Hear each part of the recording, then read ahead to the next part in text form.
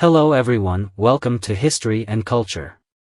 Empress Dowager Cixi once ruled behind the curtains, exercising power on 3 occasions and controlling the Qing dynasty for a total of 47 years. Effectively ruling during both the Tongzhi and Guangxi reigns. She is often referred to as the last real ruler of the Qing dynasty. However, Cixi's reign also sowed the seeds for the downfall of the Qing dynasty. At the time, many Qing soldiers didn't even have proper weapons. While Cixi squandered vast amounts of gold and silver to indulge in her extravagant pleasures. This not only worsened the corruption within the Qing government but also exacerbated social tensions, ultimately hastening the collapse of the Qing Empire. On November 15, 1908, Empress Dowager Cixi passed away. Her death shocked everyone. But what was even more shocking was when Empress Dowager Longyu and her entourage entered Cixi's private chambers and discovered a hidden secret room. Upon seeing it, even Longyu, Cixi's niece, was greatly astonished and deeply embarrassed. What secrets did Empress Dowager Cixi's hidden room conceal? What unimaginable items were stored there? According to relevant historians, in 1852, at the age of 17, Cixi was selected to enter the palace and became a concubine of the Qianlong emperor. Young and beautiful, Cixi quickly won the favor of the Qianlong emperor and became a favored concubine, known as Longyu in the palace. At that time, although young Cixi didn't understand the political struggles at court, she already realized that in the Imperial palace, achieving ultimate power required not only outstanding personal charm but also strong background and influence. At this time, Cixi had no obvious political ambitions. She only sought to become the master of the harem, a position above all but one. To achieve this goal, she decided to rely on the strategy of a mother's power through her son, elevating her status by bearing a son for the Qianlong emperor. In 1856, Cixi gave birth to a son, Zetian, who later became the Tongzhi emperor. With the birth of the prince, Cixi quickly rose from Longyu to the rank of empress, greatly elevating her status. By this time, Qianlong emperor's health was deteriorating, and Cixi, being smart and capable, would occasionally be entrusted by the emperor to review memorials or even discuss state matters. Gradually, the emperor realized Cixi's unique insights and sometimes even allowed her to participate in important decisions. Thus, the long-standing rule of no interference in politics by the harem gradually became ineffective in Cixi's case. Over time, Cixi's vision broadened, and her understanding deepened. Occasionally, when the Qianlong emperor discussed matters with ministers, Cixi would be allowed to listen, giving her a taste of the immense allure of power. Through prolonged exposure and involvement, Cixi grew dissatisfied with the gentle life of the harem. She began to crave more power and higher status. She no longer wished to be confined to the intrigues between concubines, but instead aspired to stand at the pinnacle of power and control the broader situation. Soon, an opportunity presented itself. In 1861, the Qianlong emperor passed away, and Cixi's son Zetian ascended the throne. However, the young Tongzhi emperor was only 6 years old and lacked the ability to govern the empire. This provided Cixi with a rare opportunity. No longer the gentle and refined concubine, she swiftly became decisive and strong, taking a series of measures to consolidate her power. In this year, Empress Dowager Cixi, together with Prince Gong, Prince Exin, and Empress Dowager Xian, launched a political coup that shocked the court, known in history as the Shino coup. This coup completely altered the power structure of the court. Empress Dowager Cixi and Empress Dowager Xian, through an alliance with Prince Gong, Wang Exin, defeated the influence of the 8 ministers of the heir's guardianship and successfully seized power for themselves. From then on, the Qing dynasty's political situation entered a phase where the 2 Empress Dowagers controlled the court behind the curtain, while Prince Gong took part in political decision-making. according to relevant historical records. The 8 ministers of the heir's guardianship were appointed by the late Emperor Qianlong to protect the young Tongzhi emperor. They were commonly referred to as the think tank.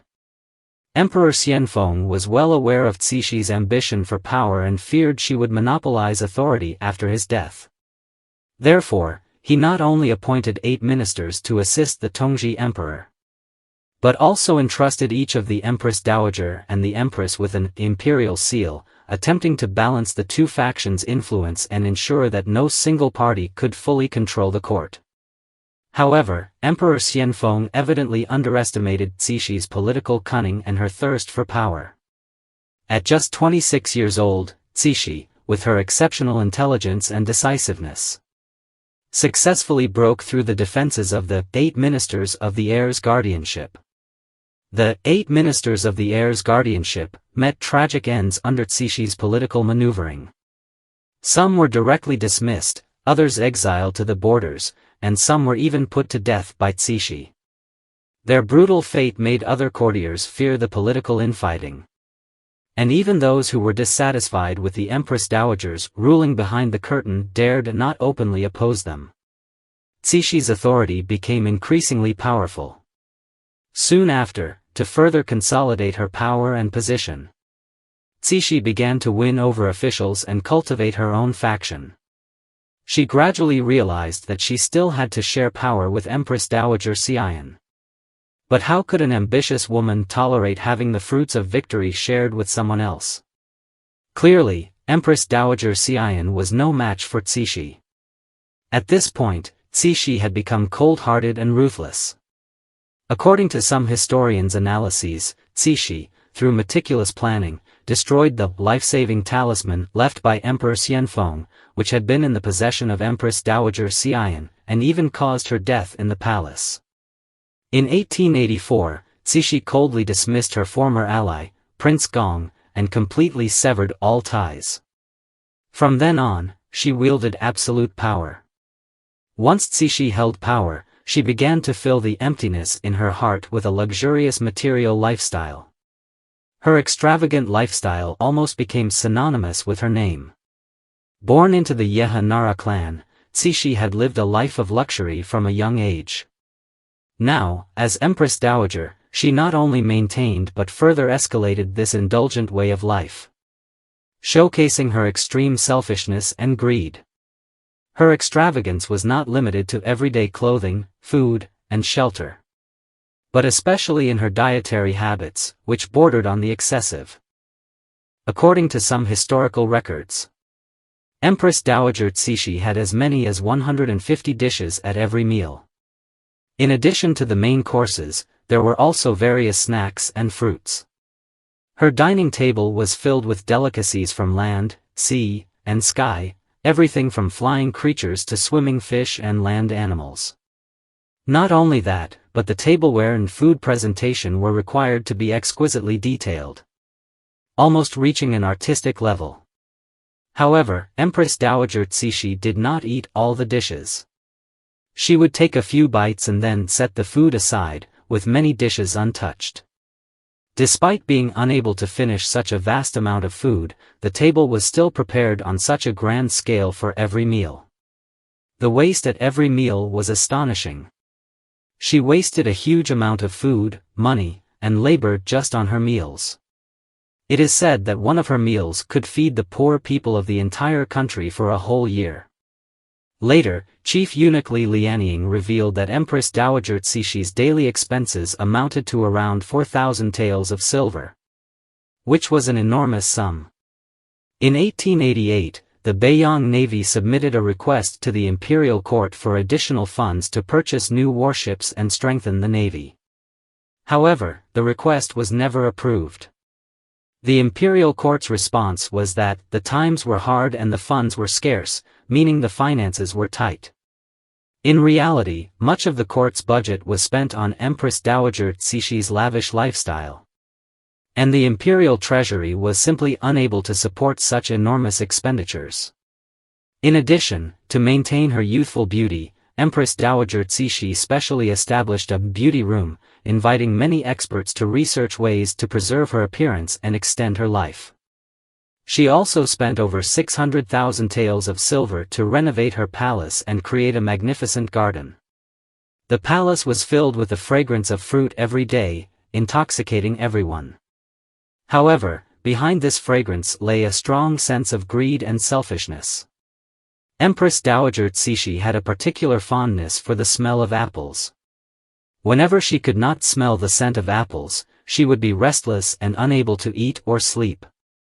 To ensure that she could smell fresh fruit every day, various fruits would be delivered from distant places. According to statistics from the Imperial Household Department, in 1897 alone, Empress Dowager Cixi consumed approximately 158,000 apples, 112,000 pears, and many other fruits. On November 15, 1908, Empress Dowager Cixi passed away. Her niece, Empress Longyu, ordered a team to organize Cixi's belongings and planned to include some of them as burial items in her tomb. However, during this process, a secret was unexpectedly uncovered. Next to Cixi's bedroom, there was a hidden chamber. Empress Longyu found some skilled craftsmen and spent some time unlocking the mechanism to the secret chamber. When the door finally opened, the sight inside shocked everyone. A narrow path appeared before them, and more surprising things followed. The secret chamber turned out to be Empress Dowager Cixi's treasure vault. It was filled with all sorts of rare treasures, jade, calligraphy, paintings, and countless gold, silver, and jewels. The quantity and value of these treasures were almost beyond description, far surpassing any metaphor like a mountain of gold or sea of silver. Even a small portion of these treasures could have filled the country's coffers, boosted the economy, and even solved the nation's foreign debt. However, despite the nation being in deep trouble and the common people suffering in hardship, Cixi had kept these treasures a secret, never revealing them to anyone. It is said that after seeing these treasures, everyone present was initially shocked and then fell into silence, unsure of what to say.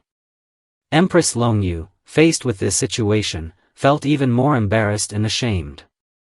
She understood that these treasures might not change the fate of the Qing dynasty's downfall, but they could at least be used to improve the lives of the people and help revive the country.